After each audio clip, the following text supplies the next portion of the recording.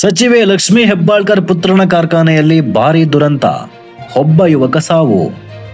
ಧಾರವಾಡ ತಾಲೂಕಿನ ಪುಟದಕಲ್ಲಟ್ಟಿ ಗ್ರಾಮದಲ್ಲಿ Mrinal sugars factory, ಇದು ಸಚಿವೆ ಹೆಬ್ಬಾಳ್ಕರ್ ಪುತ್ರ ಮೃಣಾಲ್ ಹೆಬ್ಬಾಳ್ಕರ್ ಅವರಿಗೆ ಸೇರಿತ್ತು. ಬೆಳಗಾವಿ ಜಿಲ್ಲೆ ನಂದಗಡದಿಂದ ಲಾರಿಯ ಮೂಲಕ ಕಾಂಕ್ರೀಟ್ ಮಿಷನ್ ಅನ್ನ ಕಾರ್ಖಾನೆಗೆ ತರಲಾಗ್ತಾ ಇತ್ತು. ದಾರಿ ಮಧ್ಯೆ ಲಾರಿಗೆ ಹೈ ಟೆನ್ಷನ್ ವೈರನ್ನ ತಪ್ಪಿಸಲು ಹೋಗಿ ಆಕಸ್ಮಿಕವಾಗಿ ಸಾವನ್ನಪ್ಪಿದ್ದಾನೆ. ಇವರು ರಮೇಶ್ ಗವಡೆ, 30 ವರ್ಷ ವಯಸ್ಸಾಗಿತ್ತು. ಲಾರಿಯಲ್ಲಿ ಇನ್ನಿಬ್ಬರು ಯುವಕರಿದ್ರು. ದುರಾದೃಷ್ಟವಶಾತ್ ಅವರಿಗೆ ಏನೂ ಆಗಿಲ್ಲ. ನನ್ನ ಪ್ರೀತಿಯ ವೀಕ್ಷಕರೇ, ಹುಟ್ಟಿದ ಊರನ್ನ ಬಿಟ್ಟು, ತಂದೆ ತಾಯಿಯನ್ನ ಬಿಟ್ಟು, ತನ್ನ ಗೆಳೆಯರನ್ನ ಬಿಟ್ಟು, ತನ್ನೆಲ್ಲ ಖುಷಿಯನ್ನ ಬಿಟ್ಟು ಜೀವನ ನಡೆಸಲಿಕ್ಕೆ ಯಾವುದೋ ಕೆಲಸ ಮಾಡ್ತಾ ಇರ್ತೀರಾ.